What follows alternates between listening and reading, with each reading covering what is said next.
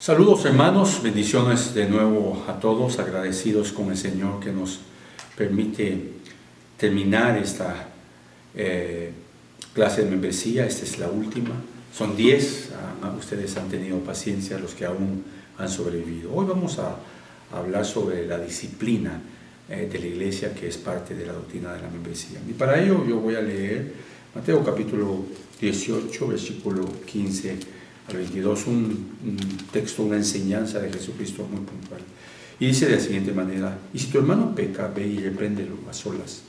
Si te escucha, has ganado a tu hermano. Pero si no te escucha, lleva contigo a uno o dos más, para que toda palabra sea confirmada por boca de 2 o 3 testigos. Y si se rehúsa escucharlos, dilo a la iglesia.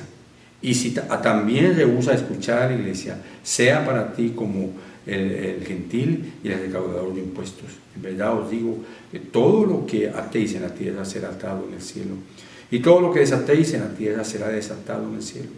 Además os digo que si 2 de vosotros se ponen de acuerdo sobre cualquier cosa que pidan aquí en la tierra, les será hecho por mí, por mi Padre que está en los cielos. Porque donde están 2 o 3 reunidos en mi nombre, ahí estoy yo en medio de ellos. Entonces se le acercó Pedro y le dijo: Señor, ¿cuántas veces pecará mi hermano contra mí que yo haya de perdonarlo? ¿Hasta 7 veces? Preguntó Pedro. Jesús le dijo: no te digo hasta 7 veces, sino hasta 70 veces 7. Cuando leemos estos versos, obviamente nos debemos de preguntar, o debemos de entender y preguntarnos por qué el Señor Jesús está diciendo esto.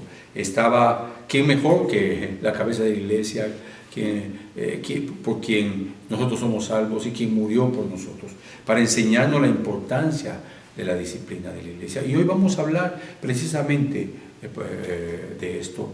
Y siempre tengo preparadas algunas preguntas. Me gusta hacer preguntas porque creo que eso despierta la mente de las personas al interés de lo que vamos a decir. La primera pregunta es: ¿qué opinas tú de la disciplina del creyente? ¿Qué opinas tú que la iglesia discipline a un miembro de la iglesia, o que expulse a alguien que es miembro de la iglesia y de esa manera le está diciendo que no es miembro de la iglesia de Cristo?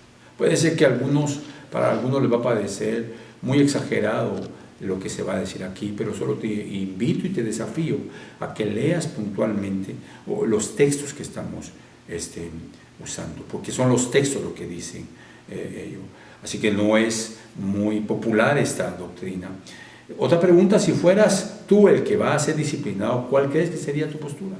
Irte, como hacen muchos cuando se les disciplina y se les llama la atención en la disciplina, o lo aceptarías y te someterías a alejarte del pecado. Y por último, ¿por qué se debe ejercer disciplina en la iglesia? Bueno, esa y las otras 2 preguntas hemos de responderlas a través de la enseñanza.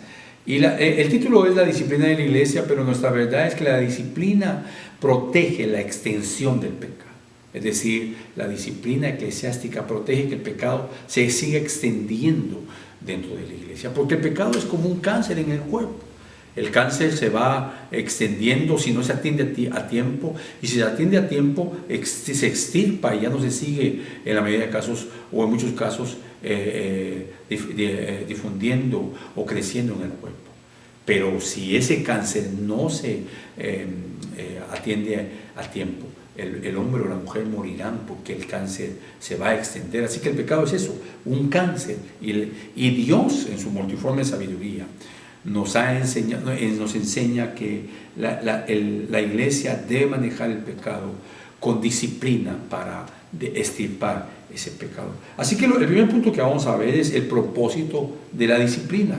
Y lo primero que quiero es que hablemos un poco en sí de esa disciplina. Hay en la iglesia 2 formas de disciplinar: la disciplina correctiva y la disciplina formativa. Hoy no vamos a hablar de la disciplina formativa, sino que de la disciplina correctiva. Y esta disciplina correctiva es la parte que corrige el pecado, y el discípulo es dirigido a la santidad.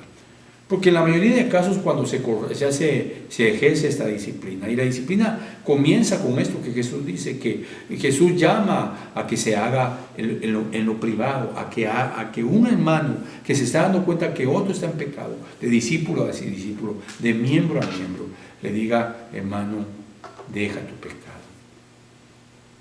Y si el hermano que está en pecado escucha al hermano, todo terminó ahí. Ya no hay más disciplina. Él dejó su pecado. ¿Cuál fue la disciplina? Fue una disciplina correctiva. Lo disciplinó porque le enfrentó al pecado. Y aquel hombre que era un verdadero cristiano, que es un verdadero cristiano, un verdadero discípulo, deja la disciplina y sigue su camino a la santidad. Ser discípulo es ejercer una disciplina a través de la enseñanza y la corrección. Es decir, no es solamente decir yo soy discípulo. Un discípulo también tiene la responsabilidad bíblica de ir con otros y ejercer esa disciplina enseñándole que lo que está haciendo está mal. Claro, hay toda clase de pecados. Hay pecados, por decirlo de alguna manera, más fáciles de corregir que otros. El hombre o la mujer que se mantiene hablando mal de otros en chismes, la llama a otra hermana y le dice: hermana, no haga eso, está destruyendo del que se está hablando. En vez de eso, ore por él o por ella. Mire lo que la Biblia dice, y empieza con la Biblia a corregir lo que está haciendo. Es diferente eso a decirle a una mujer que tiene su esposo en otro país, como sucede con esta cultura hispana, y que viene aquí y se junta con alguien más y viene a la iglesia y conoce al Señor, y decirle: usted tiene que dejar a ese hombre porque usted está casada con su esposo en Salvador, o en Honduras o Guatemala, como sea. El punto es ese, el punto es que no es tan fácil esto, pero un discípulo es aquel que va y ejerce esa disciplina y enseña y corrige solo con la Escritura. La disciplina inicia, mis hermanos, con una advertencia en privado al que está en pecado, que es lo que el Señor está diciendo. De hecho, te lo leo de nuevo: y si tu hermano peca, ve y repréndelo a solas. Escucha eso: repréndelo a solas. Muy puntual: repréndelo, pero hazlo a solas. Y si te escucha, has ganado a tu hermano. Esa es la primera avanzada, por decirlo de alguna manera, que se hace hacia alguien que está pecando. La disciplina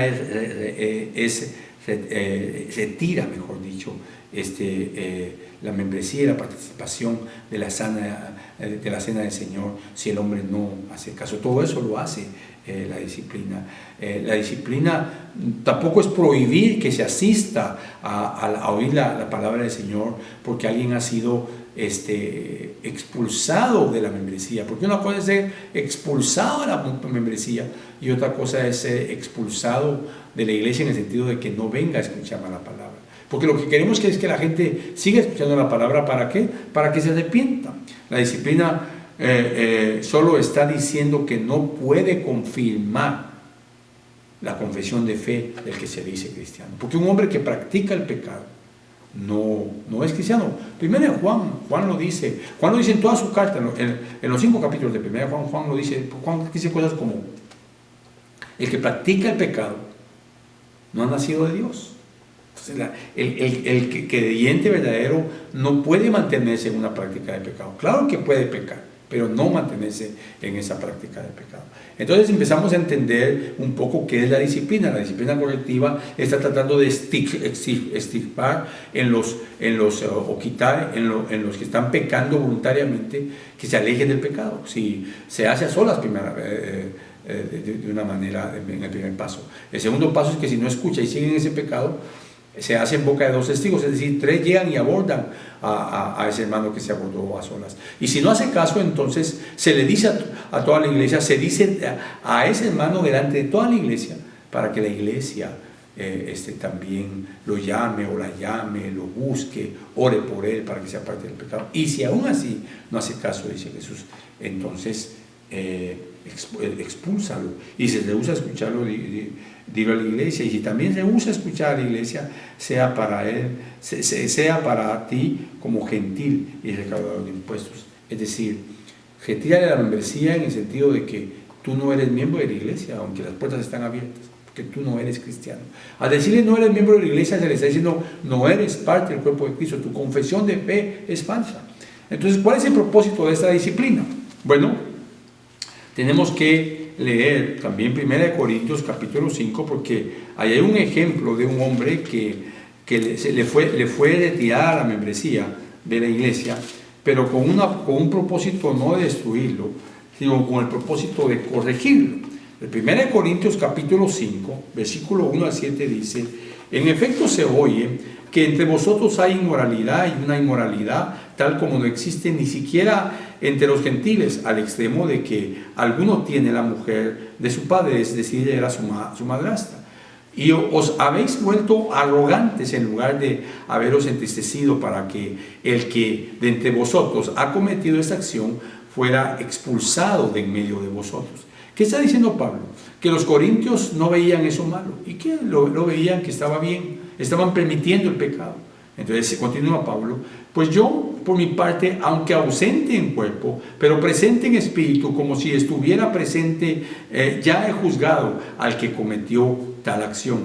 En el nombre de nuestro Señor Jesucristo, cuando vosotros estéis reunidos, y yo con vosotros, en espíritu, con el poder de nuestro Señor Jesús, entregad a Satanás, para la destrucción de su carne, escucha esto, a fin de que su espíritu sea salvo en el día del Señor Jesús.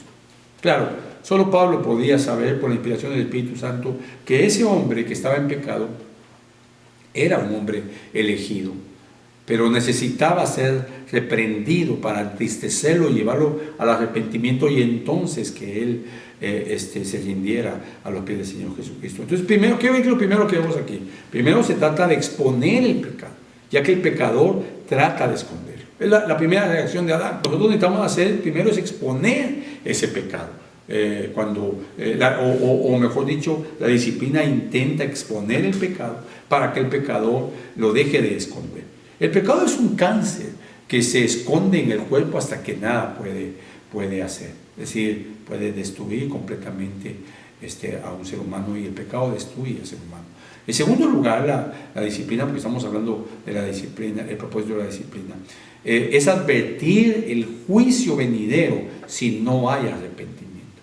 Y eso es vital. En tercer lugar, el propósito de la disciplina pretende salvar, no destruir, pretende salvar, como en el caso de Pablo. Pablo mete a este hombre en disciplina, porque lo que Pablo quiere es salvar, ver a un miembro tomar el camino, detener a un miembro que está tomando el camino de la muerte, verlo que sea salvo. Así que al ver a un miembro que toma el camino de la muerte, que es el camino del pecado, tú, si eres verdaderamente un creyente, un discípulo de Cristo, parte de la membresía, vas a abordarlo porque tú no quieres que tu hermano se dirija a un camino de pecado.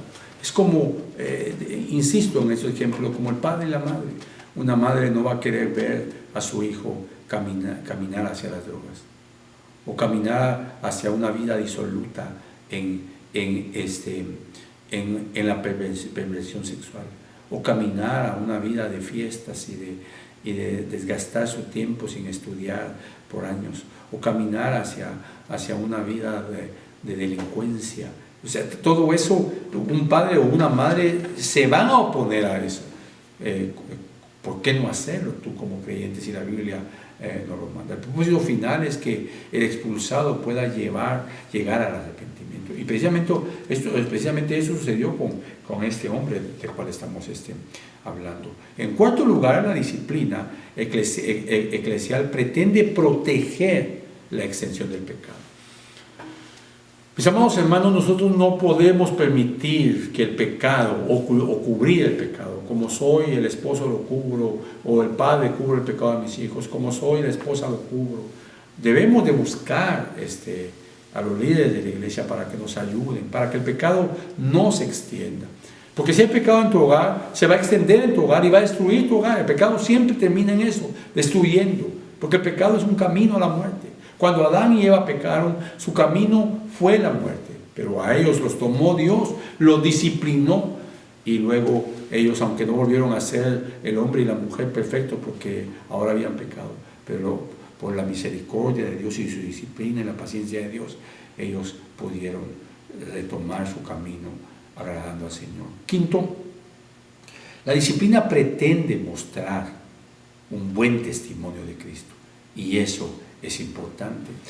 Por ejemplo, dijimos que la disciplina, un propósito de la disciplina es pretender proteger la extensión del pecado. En el versículo de 1 Corintios 5, el versículo 4 dice: en el nombre de nuestro Señor Jesús, cuando vosotros estéis reunidos y yo con vosotros en espíritu, con el poder de nuestro Señor Jesús. El versículo 5 dice: entregad a ese tal a Satanás para la destrucción de su cuerpo, a fin de que su espíritu sea salvo en el día del Señor Jesús. Y el versículo 6 dice: vuestra jactancia no es buena, está diciendo a los corintios. ¿No sabéis que un poco de levadura fermenta toda la masa? ¿Qué le está diciendo Pablo con ese ejemplo?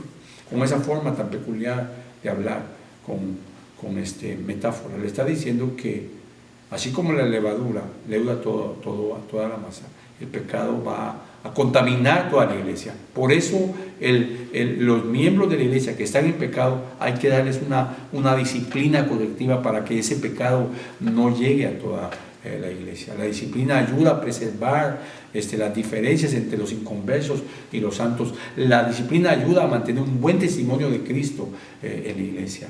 Y por último, el sexto punto del propósito de la disciplina es que Dios nos disciplina para que participemos de su santidad. Y eso lo dice puntualmente Hebreos, capítulo número 12, un texto que creo que todos ustedes en algún momento han leído. Y Hebreos capítulo 12, versículo 11 al versículo 14, se lo leo, dice de la siguiente manera: al presente ninguna disciplina parece causa de gozo, sino de tristeza. Sin embargo, a los que han sido ejercitados por medio de ella, les da después fruto apacible de justicia. Por tanto, fortaleced las manos débiles y las rodillas que flaquean, y haced sendas derechas para vuestros pies, para que la pierna coja no se descoyunte, sino que se sane. Buscad la paz con todos y la santidad, sin la cual nadie verá al Señor. Entonces, ¿por qué debe haber una disciplina colectiva? Sobre el pecado, porque el pecado nos hace alejarnos de la santidad. Y sin santidad nadie verá al Señor. Todo eso nos hace ver que la disciplina es una bendición, porque extirpa el pecado, el cáncer del pecado en la iglesia. La disciplina protege la extensión del pecado, mis amados hermanos. Por eso la iglesia también, esto lo demanda la Biblia, lo demanda el Señor Jesucristo, lo demanda las otras cartas inspiradas por el Espíritu Santo. Y nosotros debemos entender cómo funciona eso. El propósito fundamental de cada acto de la disciplina, ¿cuál es? El propósito fundamental debe ser el amor. Cuando nosotros vamos a disciplinar a alguien, debe ser con amor. Como cuando disciplinamos a nuestros hijos, y no siempre todos los padres hacen eso. Disciplinamos a nuestros hijos porque le amamos. Amor hacia la iglesia, amor hacia un mundo que nos observa y amor hacia Cristo. Este debe ser el propósito de la disciplina. Amor porque estamos cuidando de la iglesia. Amor porque nosotros queremos dar un buen testimonio de Cristo, y amor hacia el Señor Jesucristo. La disciplina no es un asunto humano, sino divino. Así que no podemos escoger si lo practicamos o no. Debemos hacerlo porque esa es la voluntad de Dios. Dios al que ama, como dice Hebreos, también disciplina. Si la iglesia evita la disciplina, estamos diciendo, mis amados hermanos, que amamos mejor que Dios. No, esto está muy duro. Es que es Dios el que lo ha decidido y nosotros fuimos llamados a obedecer. La disciplina, por supuesto, es dolorosa, causa tristeza, pero luego produce un fruto apacible de justicia. Es lo que dice Hebreos, el texto que acabamos de leer. Esto nos lleva al segundo punto. ¿Cuándo se ejerce la disciplina en la iglesia? Bueno, se ejerce con los miembros de la iglesia que están en pecado. Los miembros deben aprender a confrontar el pecado en privado y con amor. Así que no se trata de ser pasivo. No, eso le toca al pastor. Son los ancianos. Los miembros los que debemos hacer. Incluso si tienen esa idea en el hogar, cuidado, sacan esto de aquí. Esto lo vamos a manejar entre nosotros. El pecador siempre querrá salirse con la suya.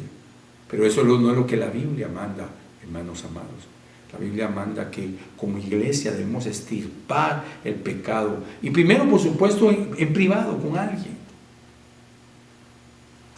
No podemos destruir a un hermano golpeándolo con nuestras palabras. Debemos hacerlo con amor. Primero debemos preguntarle para confirmar que lo que se está diciendo es verdad, y puede que tenga la tendencia a mentir.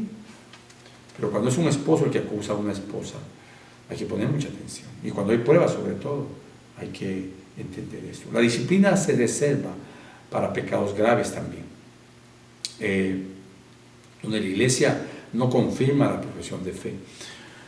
Algunos casos que a mí me ha tocado juzgar antes de saber todo esto: padres violando a sus hijos físicamente, en algunos casos sexualmente, en algunos otros casos, hermano, también padrastros, o ni siquiera padrastros, sino que novios de las madres quemando a sus hijos con choques eléctricos, un cable conectado al tomacorriente, y del otro lado 2 cables que el fulano había pelado para darle toques eléctricos al niño de 4 o 5 años, o un poquito más, tal vez 6, 7, porque fue la escuela la que lo descubrió. Pero esto es algo que la iglesia debe actuar inmediatamente. Hay casos que debe actuar inmediatamente. Puede ser que el disciplinado se siga llamando cristiano, pero la iglesia no va a confirmar su declaración de fe. Así que la disciplina correctiva lleva a la iglesia, a todos los miembros, a exhortar en privado y con amor al que está en pecado, y también hacerlo con amor. Pero por supuesto, eso, si no se retira del pecado, debe de venir a la segunda parte, que es hacerlo en boca de 3 testigos, ¿verdad? Hay una confesión de fe vacía en el que está en pecado constante. Su confesión de fe está vacía, es decir, no es cristiano. Hay que entender la línea divisoria entre pecados y patrones pecaminosos y los creyentes. Puede que un cristiano peque, pero no vivirá en un patrón de pecado. Ahora, también hay que entender la línea divisoria entre aquellos pecados que desde una perspectiva bíblica no se deben de cometer. Hay pecados realmente, hermanos, que nosotros tenemos que entender que como iglesia debemos denunciarlos. Los hombres o mujeres que violan niños, los que cometen pecados que son delitos. El hecho, no podemos esperar que un hombre le esté pegando a su esposa y nosotros no actuar. Tenemos que actuar inmediatamente en ese sentido, y por un momento quitar a ese hombre de esa casa mientras que él se arrepiente, ¿verdad? Sé que eso es lo que hay que hacer, pero sé que muchas mujeres o hermanas no les gustará eso, prefieren que les sigan golpeando, pero no se dan cuenta que los que están haciéndole daño es a sus hijos. Si no hay arrepentimiento, la confesión de fe es vacía. Y el hombre que no reconoce, o la mujer que no reconoce su pecado, está mostrando que su confesión de fe es vacía, porque no quiere aceptar su pecado. Finalmente, si no hay arrepentimiento, no podemos creer que el miembro es cristiano. Así que esto es parte de la membresía de la iglesia. La disciplina de la iglesia tiene este propósito: extirpar el pecado. La disciplina protege la extensión del pecado. Y dense en cuenta que un hombre que golpea a su esposa, luego va a crear hijas que van a ser violentas hacia sus esposos, o van a crear un patrón en su hijo, en sus hijos varones, de también golpear a su esposa. No en todo, pero se cumple. Pero pueden crear hombres violentos y mujeres violentas que no se dejen de nadie, porque fue la conducta que vieron con su padre, y son jovencitas o jovencitos que ahora su primera conexión hacia el mundo exterior es con violencia, porque eso fue lo que vieron. Así que ese pecado de alguna manera se extendió, mientras que una mujer prefiere quedarse callada porque considera que la iglesia es demasiado estricta, o que los extremos de la policía de llevárselo preso es algo que ella no quiere. No entiende que eso es un cáncer y que debe ser extirpado. Esto nos lleva al último punto: ¿cómo se ejerce la disciplina de la iglesia? ¿Cómo debe ser aplicada esa disciplina? ¿Qué es lo que estaba diciendo el Señor Jesús? Ya lo dijimos, de hecho, pasando de una persona a varias, y de varias a toda la iglesia. El propósito inicia queriendo no avergonzar más a esta persona y decírselo a solas. Cuando esa persona insiste en ese mismo pecado, llamamos a otros y lo decimos. Y si esa persona insiste en el pecado, hay que obedecer a la Biblia y decirlo a toda la iglesia para que toda la iglesia se involucre y la iglesia exhorte a esta persona.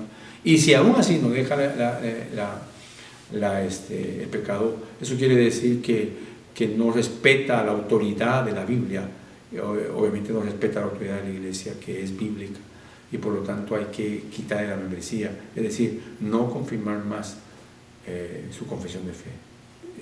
Esta persona no ha nacido de nuevo, esta persona no es cristiana, no está unida a Cristo. Jesús nos enseña que hay que involucrar a muchos.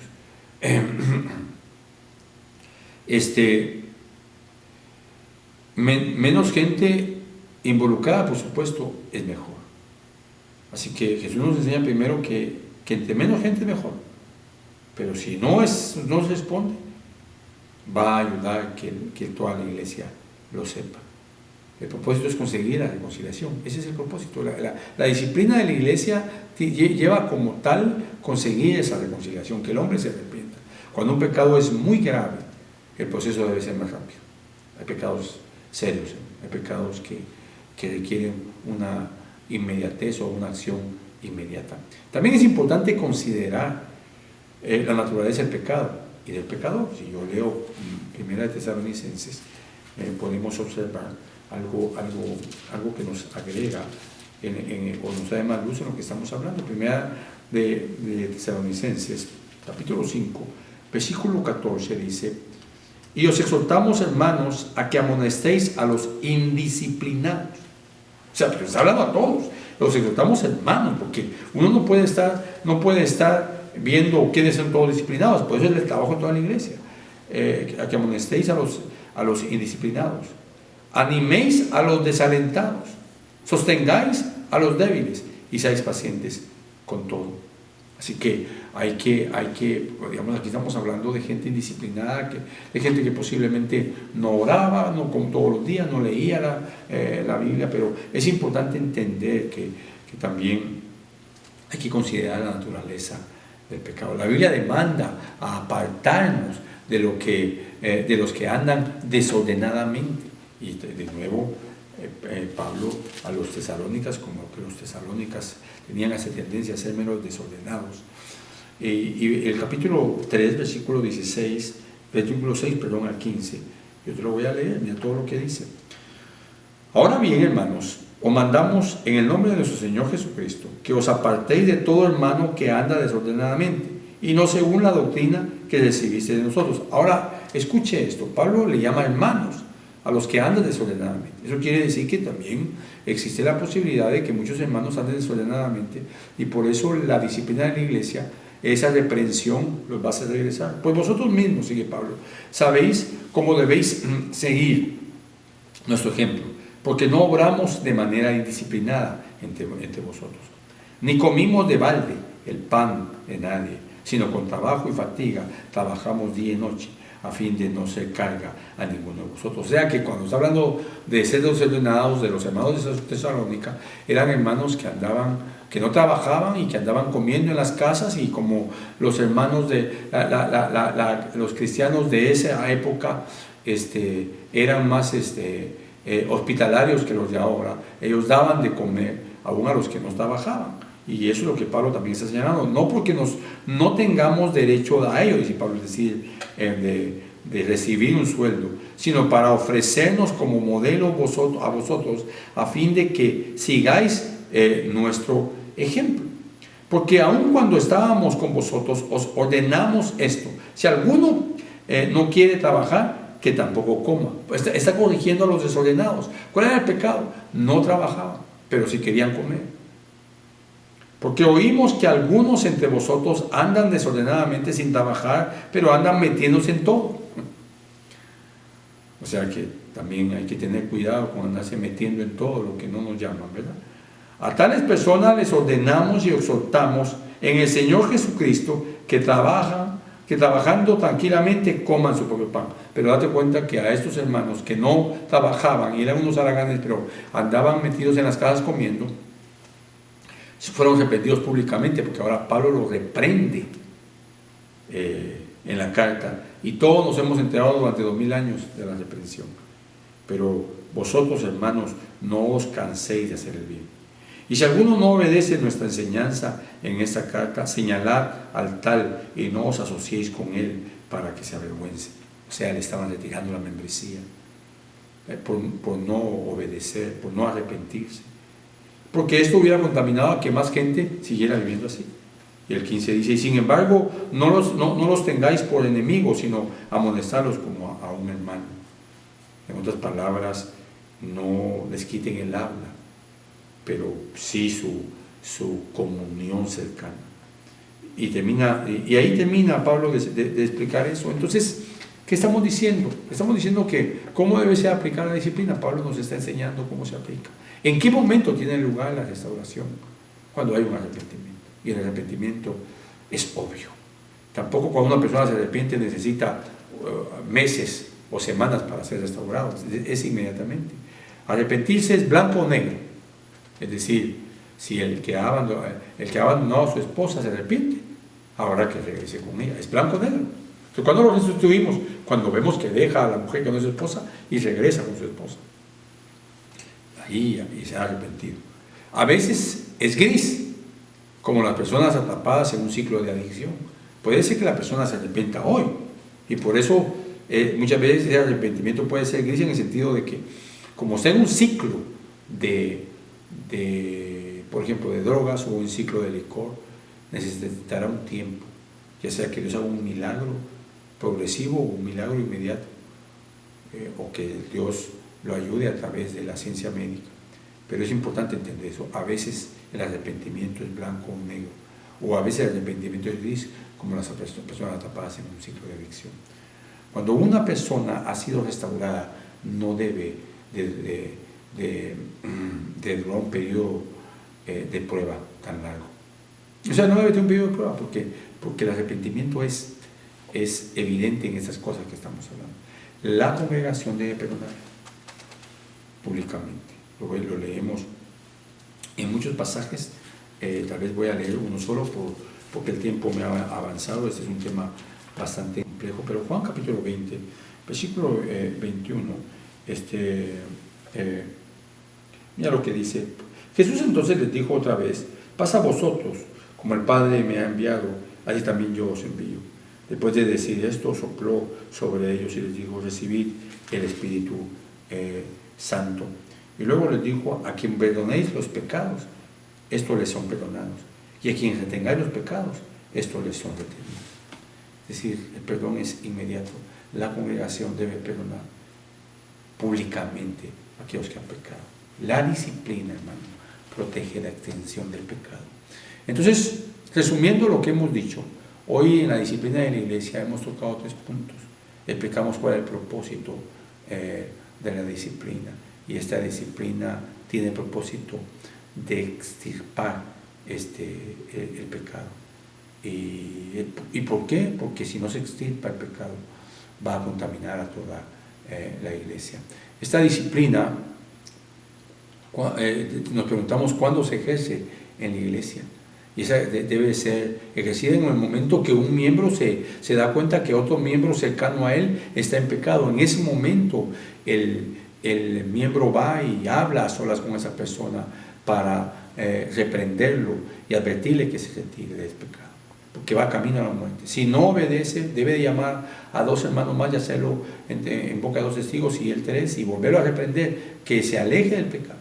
Y si no lo hace, entonces decirlo delante de toda la iglesia, y toda la iglesia va a empezar a exhortarlo y a reprenderlo. Y si no lo hace, entonces no puede seguir la iglesia confirmando su confesión de fe vacía que tiene. Al contrario, tiene que quitarle la membresía. ¿Y cómo se ejerce la disciplina de la iglesia? Debemos entender lo que el propósito es: la reconciliación, que se arrepienta. Y esa disciplina se ejerce cuando nosotros vemos que el hombre se arrepiente. Y cuando el hombre se arrepiente, va a dejar su pecado. Y entonces debemos de perdonarlo públicamente y restituirlo, entendiendo que hay pecados que muestran un arrepentimiento gris, en el sentido de que nadie que le deba a una persona $10,000, se lo puede pagar inmediatamente. Lo que sí es que se va a disponer a pagar. Así que mis amados hermanos, esto es bíblico. Nosotros debemos destripar el pecado, luchar juntos contra el pecado. Y esa es una manera de luchar juntos contra el pecado, arrepentiéndonos los unos a los otros. Y esa es una manera también de cuidarnos los unos a los otros. Te invito a que leas el tema y que respondas a las preguntas de aplicación. Bendiciones, hermano.